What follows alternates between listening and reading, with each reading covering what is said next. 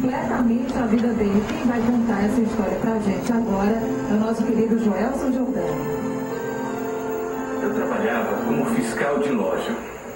No dia 25 de dezembro do ano passado, uma criança estava agindo de forma suspeita.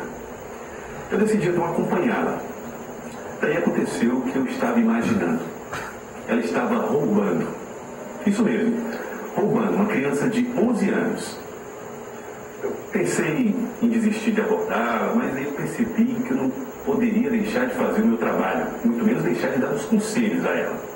Ganhei. Perguntei o seu nome, ela me respondeu.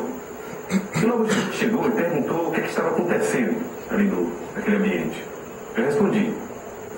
A criança estava roubando tampinhas de detergentes para brincar como se fossem botões de futebol de mesa, porque sua mãe não tinha dinheiro para lhe dar um presente de Natal.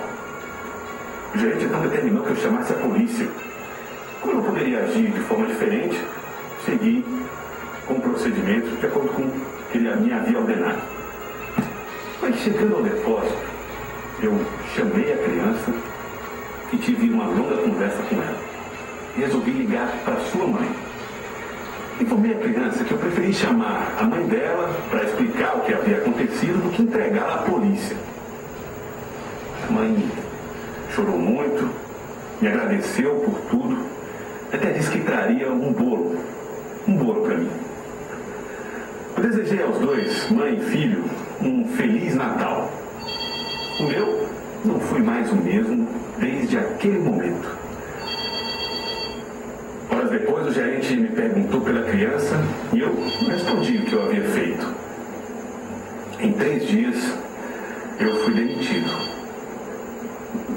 Não me arrependo.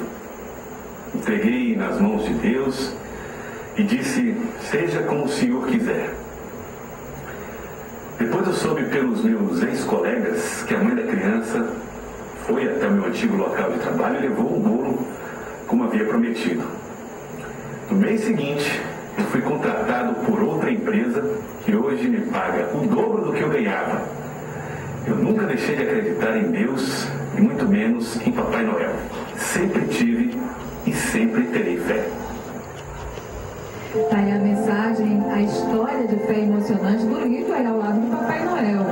E parabéns ao Joelson e a Aline que interpretaram essas lindas histórias de Natal. E olha, por essa iniciativa, Lívia Carvalho, de compartilhar a sua história de fé e de Natal com a gente, você vai ganhar um presente aqui da TV Cidade Verde e também da Noroeste.